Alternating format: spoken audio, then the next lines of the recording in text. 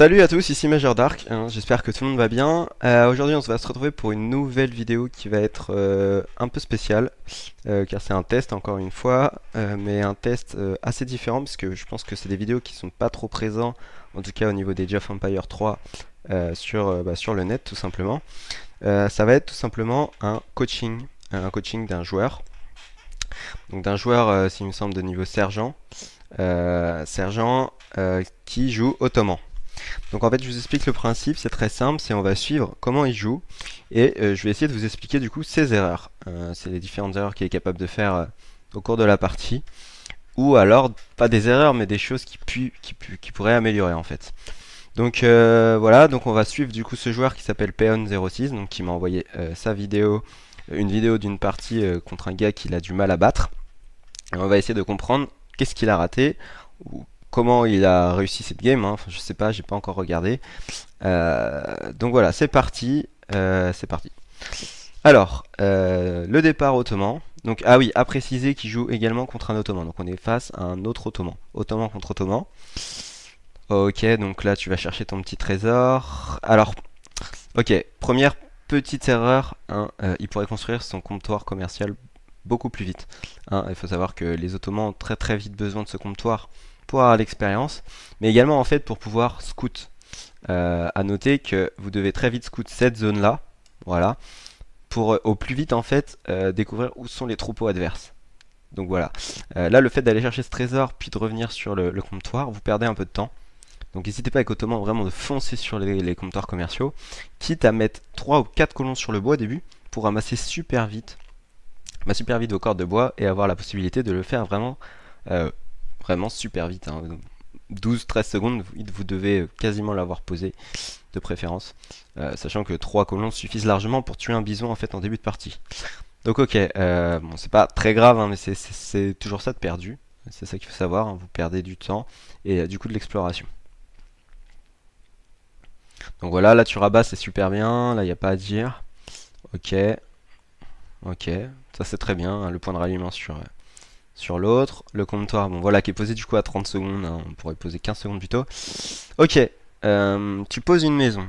Alors déjà, tu la poses en plein milieu sur le front. Bon, c'est pas le plus grave, mais tu la poses assez loin, mine de rien, de ton colon. Moi je pense que tu pourrais vraiment gagner du temps en la posant de manière plus efficace à côté de ton colon en fait. Par exemple, je m'explique, si tu l'as posé ici, voilà, et que c'était ce colon qui allait le chercher, la distance serait vraiment minime. Et ce qu'il faut savoir, c'est moins tu fais de distance au début, plus tu récoltes. Plus tu récoltes, du coup, bah, plus vite tu as de ressources, et plus tu as de ressources, plus vite tu passes ton âge. Et c'est super important avec Ottoman, du coup, de savoir bien cette notion qu'il faut vraiment rush l'âge, donc rush la nourriture. Euh, donc voilà, pour moi, là, t'as perdu, du coup, peut-être, allez, 3 ou 4 secondes. Bon, et moins, allez, on va dire 3 secondes. 3 secondes de récolte. C'est énormément de petits détails, hein, qui peuvent faire la différence plutôt à plus haut niveau, je pense, mais voilà, il faut vraiment le savoir. Ok, ton explorateur. Alors n'hésite pas à le mettre dans un groupe, je vois que tu le resélectionnes à chaque fois, ça doit pas être très pratique. Ok. Ok, tu tues tes bisons. C'est pas trop mal, au moins tu seras pas trop embêté.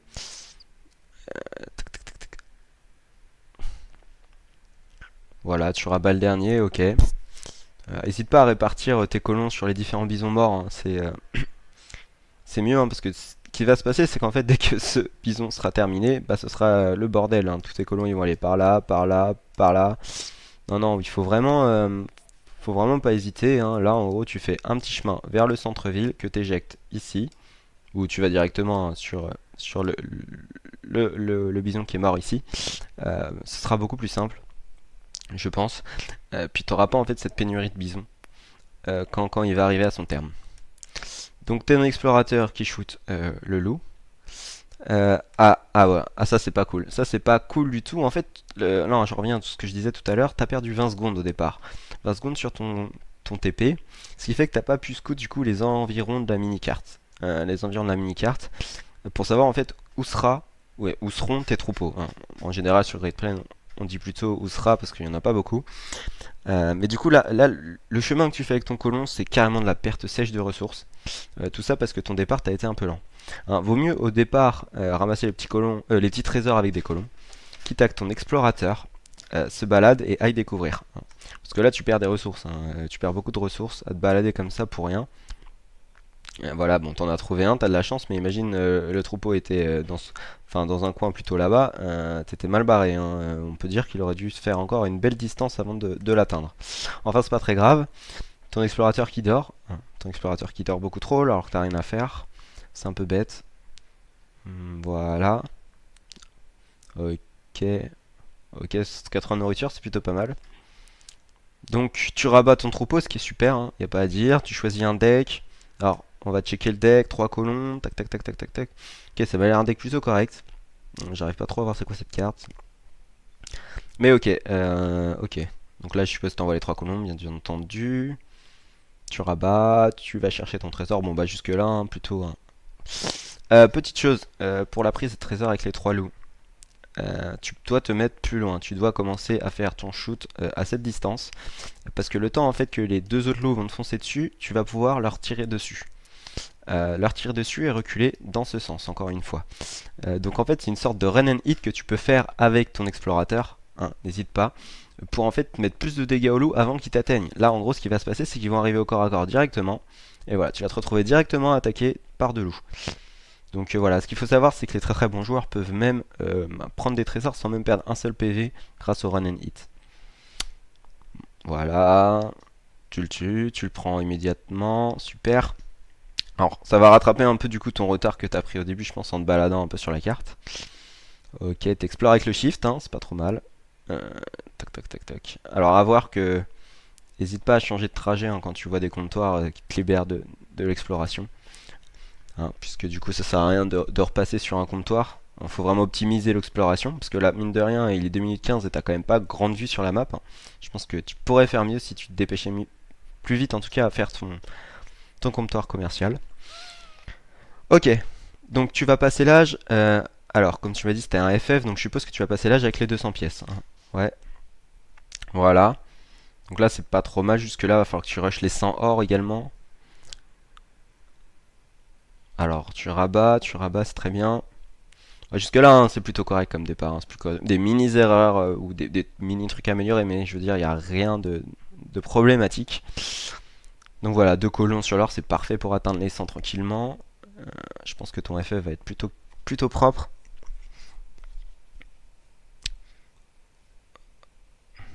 Ok.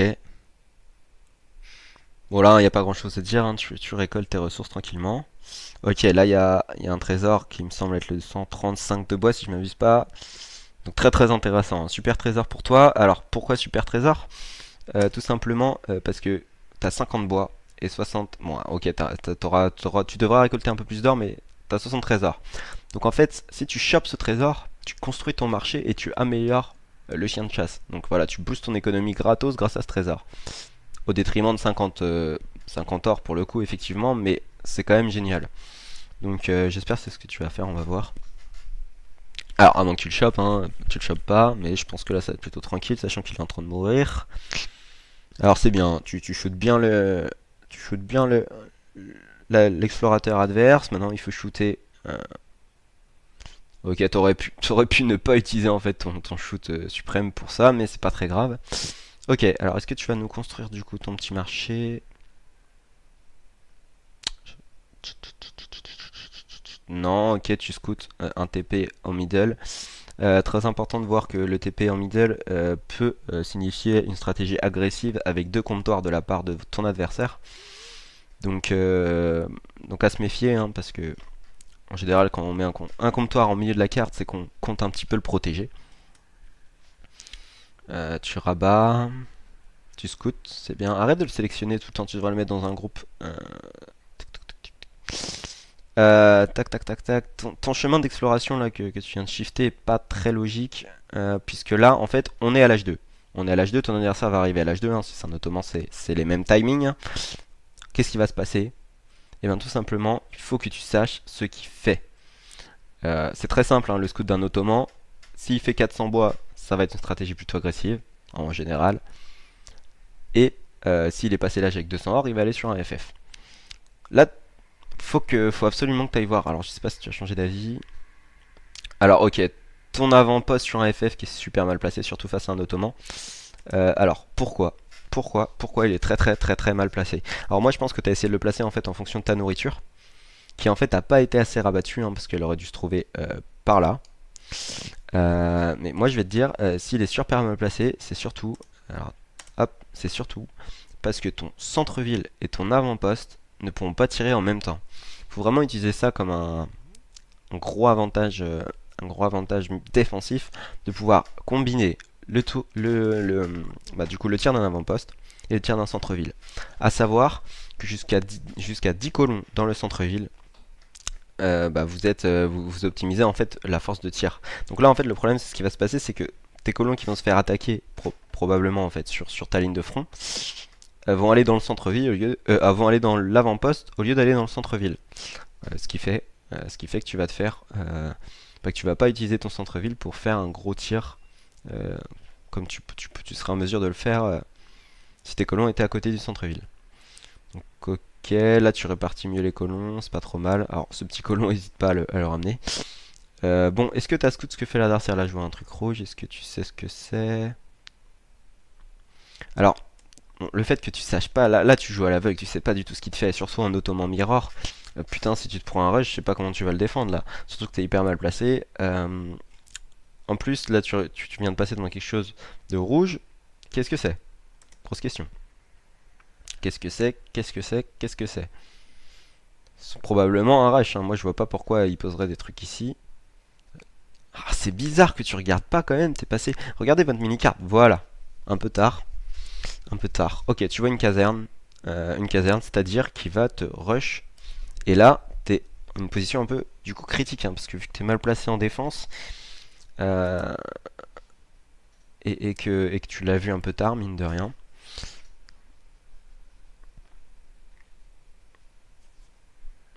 Check. Ok, ça va être le moment de passer l'âge. Voilà. Alors, tu passes l'âge avec quoi? 4 hussards. Choix discutable, choix super discutable. Pourquoi 4 hussards, sachant que tu avais une caserne en face? En fait, tout simplement, si tu avais une caserne, ça veut dire qu'il va faire des janissaires. Si il va faire des janissaires, il va falloir que tu aies quelque chose pour contrer les janissaires.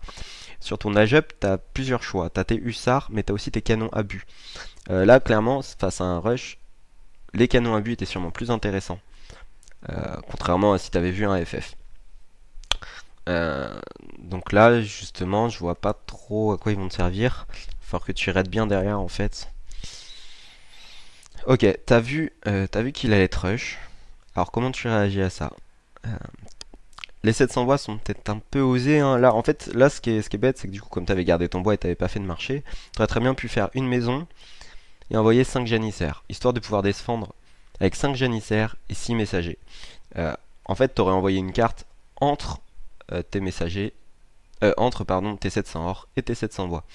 Là, faire 700 or, 700 bois, ça veut dire que là, vraiment, tu pars à l'âge, mais alors, déjà en passant avec les hussards, et sans aucune défense, vraiment aucune défense, alors que tu vois que le mec, il va vraiment te rush salement, parce qu'il est clairement en position de rush. Voilà, clairement. Donc ce colon qui se balade un peu depuis trop longtemps, alors c'est bête, il aurait dû rentrer dans le centre-ville, dans l'avant-poste. Il aurait pu être sauvé, mais de toute façon il avait rien à faire sur le front, surtout en cas de rush, t'aurais dû directement le ramener derrière. Ok, là tu dors un peu, je comprends pas ce que tu regardes. T'attends le bois arrive. Ok, là tu te fais attaquer sur le front. Alors typiquement, voilà, typiquement un très mauvais placement qui fait que qu'en fait ton centre-ville il va pas tirer du tout, alors que t'as des colons inactifs dans ton avant-poste qui se trouvent ici. Et là c'est là où c'est nul. Pourquoi? Parce que tu pourrais avoir une double force de frappe, tout simplement. Surtout qu'il attaque ta maison, donc tu t'en bats un peu les couilles, puisque tu as envoyé tes 700 bois. Il a une double force de frappe, et toi, t'es complètement...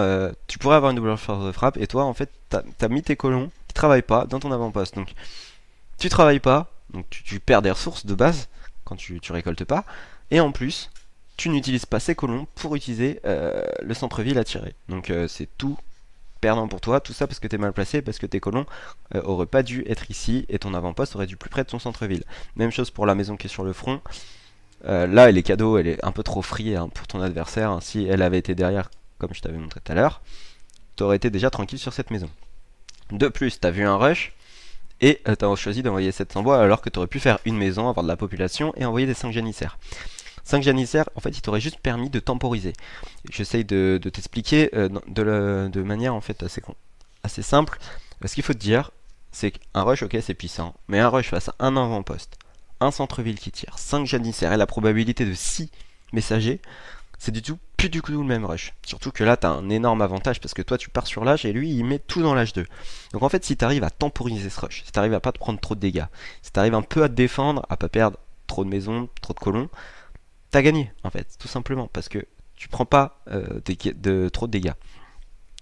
Là, tes 700 bois, ok, c'est cool parce qu'ils vont te permettre de faire des maisons, mais en fait, t'as absolument rien pour te défendre. Euh, donc je vais voir comment tu vas réagir, mais pour moi là t'es pas en bonne position, surtout que bah, tes colons ils dorment toujours dans ton avant-poste, hein. Là on a peut-être 5 colons je crois qui font rien. Donc tu places ta caserne assez loin derrière, alors ça c'est bien, hein. Faut pas hésiter du coup à la planquer. Ok, donc tu te prends une maison, normal il a 15 génies, t'as fait un rush janissaire. Tes messagers, tu sors tes messagers. Alors voilà, tes messagers ils auraient été la bienvenue. Mais là, en fait, le truc, c'est qu'il y a trop de janissaires en face. Je veux dire, ils pourraient te les aiguiller, hein. 6 tirs et t'as plus de messagers et t'as bousillé tes ressources. Surtout que les messagers, ils font pas peur tant que tu les combines pas en fait avec assez de choses. Les messagers, c'est puissant quand tu les combines avec de l'armée. Donc avec des janissaires, avec ou alors avec des bâtiments qui tirent quoi. Mais là, t'as un avant-poste qui tire et 6 messagers. C'est ta seule défense. C'est quand même pas solide. En plus, il peut faire carrément le choix de se barrer face à tes messagers. Euh, Ce qui en final reviendrait assez intéressant, puisque du coup tu gagnerais du temps un peu aussi. Ok, il back alors qu'il pourrait engager. Ok, bon, c'est pas grave, tu gagnes un peu de temps, c'est toujours intéressant. Mais bon, voilà, faut savoir qu'un meilleur joueur te les aurait juste zigouillés, puis voilà, c'était la fin de ton agression, enfin de ta défense totale. T'aurais plus de défense derrière en fait. Les messagers, c'est un peu le dernier recours, hein, faut pas. Alors ok, donc là les colons qui font n'importe quoi, c'est un peu dommage, je sais pas pourquoi tu les envoies ici. Trois colons qui dorment, trois colons qui dorment, alors non. Alors là en fait il faut apprendre le réflexe de même quand on est dans la pression de faire un shift-click. C'est-à-dire, je shift pour que mes colons aillent là, et je clique pour qu'ils tirent sur le bison qui était là du coup il y a 30 secondes. Donc shift, sur ce point, fire. Du coup tes colons en fait ce qu'ils vont faire c'est qu'ils vont descendre jusque là, tac, ils vont tirer sur le bison. Donc les bisons vont remonter là-haut. Là, faisant ça, surtout en position de défense où tu te fais rush, t'as vraiment plus rien pour te défendre. Euh, ok, tu construis une maison au final, donc en plus tu butes tes bisons pour construire une maison.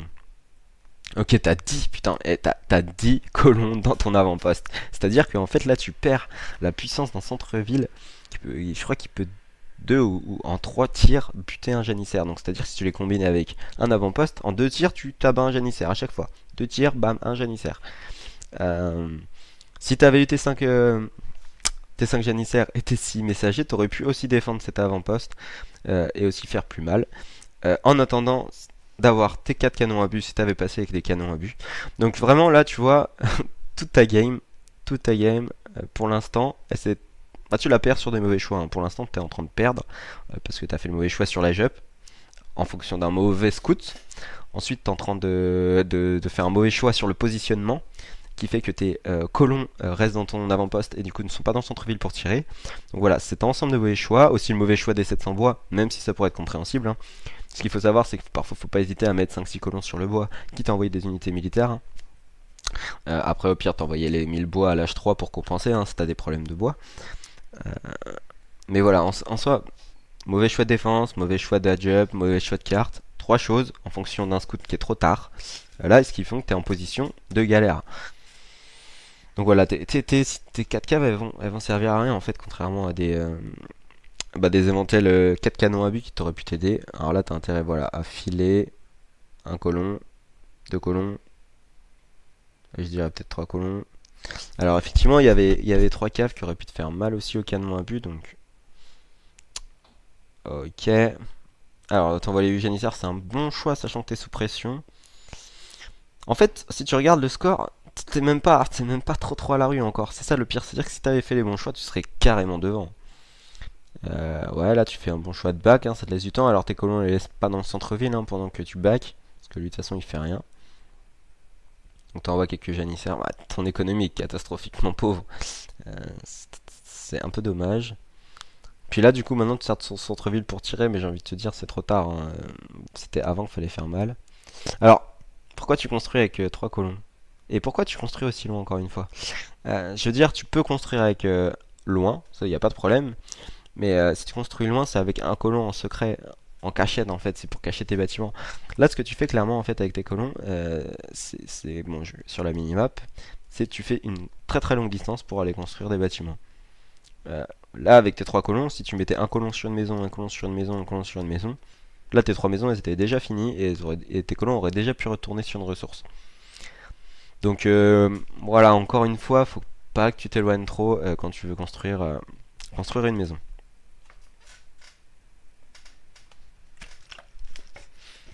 Ok, donc là avec les janissaires, c'est ton dernière chance en fait de te, de te défendre.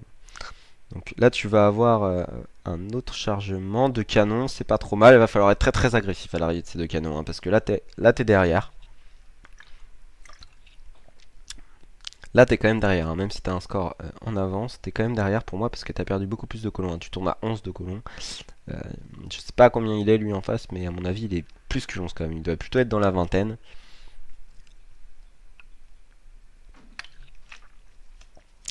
Ok, le choix du TP, pas très très très bon choix, hein, parce que en TP vous êtes tous les deux à égalité, donc de toute façon il a pas dépensé plus que toi. Voilà, en plus du coup il te met out position, hein. Là ce qu'il fallait essayer c'est d'aller prendre sa caserne plutôt. Ok, tu utilises le... Ah là là, encore un colon de perdu. Pourquoi tu récoltais ici et pas ici? Ah, je comprends pas. Clairement, ton armée est là, sur la minimap. Donc ce point-là, au niveau des axes, c'est beaucoup plus simple à réagir que les colons qui étaient ici. En plus, là, tu butais ce bison-là, là, et tu pouvais rentrer dans le centre-ville sans problème en une seconde, et tu perdais pas ton colon encore bêtement une fois. Là, t'es à combien de colons? Je sais. Ok, t'as amélioré tes janissaires, je l'avais pas vu, donc ça c'est plutôt pas mal. Là, il va falloir que tu le joues à mort. Alors, c'est plutôt pas mal. Là, t'arrives à t'en sortir, hein. C'est dommage. C'est dommage qu'en fait t'aies pris si cher pendant ton âge up, hein, parce que là tu serais carrément devant. Ok, là tu vas être carrément embêté niveau bois du coup. Euh, Alors en fait, t'aurais peut-être pas dû améliorer tes janissaires, hein, parce que là, du coup, fallait peut-être privilégier quand même le fait que t'aies de la place de population. Tu tiens encore tes colons, tes bisons dans le mauvais sens. Non, là, fallait privilégier la place de population, je pense, quant à l'amélioration des janissaires, puisque de toute façon, t'as 2 canons. Donc t'as un avantage sur l'infanterie en face, que lui n'a pas. Et cette amélioration en soi, elle t'apporte pas grand chose à part te bloquer la population, donc t'empêcher de construire des colons en continu, hein. Parce que je te le rappelle, hein, si t'es à 35 sur 30, bah tu peux pas construire sans arrêt les colons. Et ça se relance à chaque fois, donc tu perds également des colons sur ce manque de population. Ton explorateur qui scoute, hein, je vois que t'as scouté. Ah non, c'était cave, pardon. Ok, très bien. Là, faut que tu pètes son explorateur. Ce serait un super move. C'est génial. Ça c'est bien joué. Ça va carrément le couper, hein. Alors là, les 1000 bois, hein, je suppose que tu vas envoyer. 1000 bois qui auraient peut-être pu être lancés en fait avant les canons, je sais pas trop. Voilà, ça c'est très bien joué. C'est très bien joué. T'as pris sa caserne. Là, tu joues bien. C'est dommage que c'est mal parti. C'est mal parti. Ok, tes 3 caves là-haut, tes 3 caves là-haut. T'as eu un rappel. T'as pas vu le rappel, tu l'as pas entendu, je sais pas. C'est bête, c'est dommage. C'est dommage que t'entendes rien. Ok, donc tu lui prends des colons, c'est bien, ça va égaliser un peu. N'attaque pas le centre-ville. Mauvais choix. Mauvais choix. Je sais pas si tu vas rester dessus. Alors pourquoi t'attaques le centre-ville? Tu penses qu'il est en train de passer l'âge 3? Putain, encore un colon qui va pas sortir. Ouais, bah ouais, il va te tomber dessus. Il va te tomber dessus. En fait, quand t'attaques du centre-ville et que t'as pas de quoi l'achever très vite, ce que tu te prends en fait, c'est simplement. Tu lui donnes du temps. Tu lui donnes du temps de bien se préparer en défense, de bien avoir son temps, de bien faire ses unités et taper un gros timing. Ouais. Ok, bon, là, tu sais que t'as totalement perdu ton armée, mais ce que t'aurais dû faire en fait, c'est t'aurais dû back. Parce que là, en fait, t'as tes abus. Il a ses abus derrière. Il a sorti ses MM en même temps que son push de Jani. Donc lui, il a super bien joué son timing. Et toi, t'es rentré, en fait, t'as joué dans son jeu. Clairement, tu lui as dit, bon bah, je force, j'ai moins, mais je force. Ce qui fait que tu perds tout, en fait. Là, ce que tu aurais dû faire, c'est un petit peu de dégâts, buter la cave, avec tes canons, buter un maximum de génie. Et ensuite, te barrer, sauvegarder les dernières unités. Là, si tu sauvegardes pas les dernières unités, ça va être très compliqué de revenir. Ouais, puis tu sauvegardes vraiment pas. Ouais. Donc là, en fait, bah, t'es carrément no armé face à ton adversaire.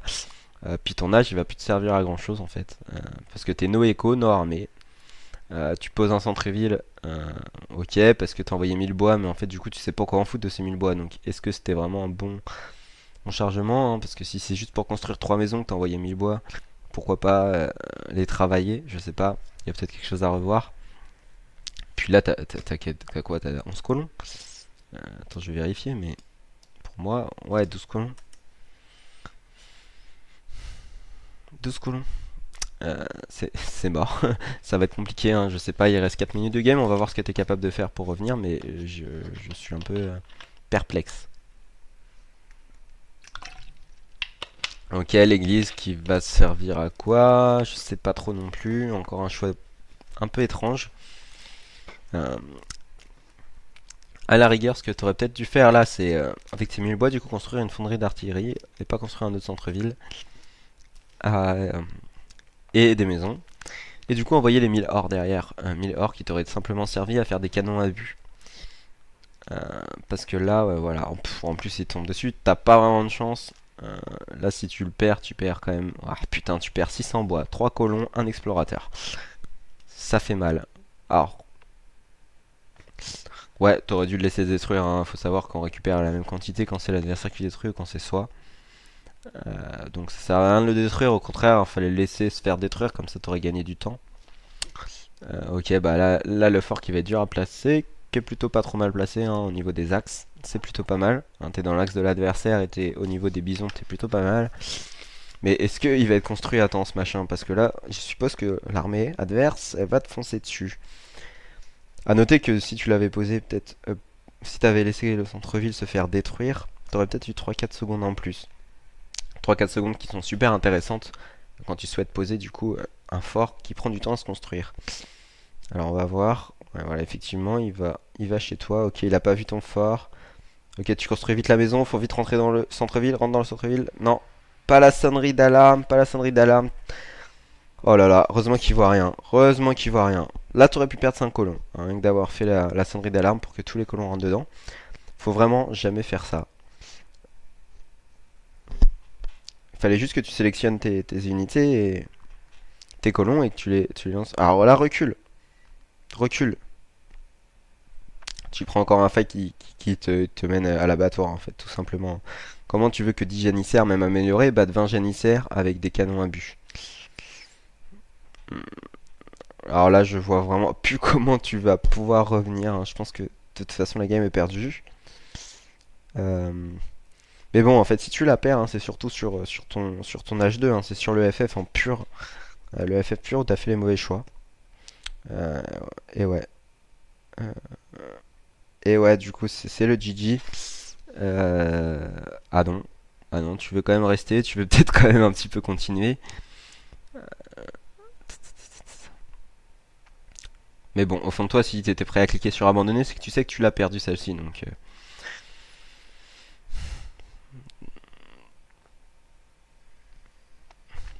Donc voilà, hein, pour moi, c'est vraiment ta défense à l'H2, ton positionnement et ton scout et ton adaptation à ce scout qui t'a coûté la game en fait. Parce que l'adaptation, c'était vraiment de répondre par un adjup avec des canons à but et surtout peut-être 5 janissaires venir t'aider pour les combiner en fait avec tes messagers, hein. Parce que un TC plus les messagers plus les janissaires, tu compterais largement ces unités au début de la game. Là, t'es carrément hors jeu en fait depuis ce moment-là parce que t'as perdu du coup beaucoup trop de colons. T'avais aucune défense.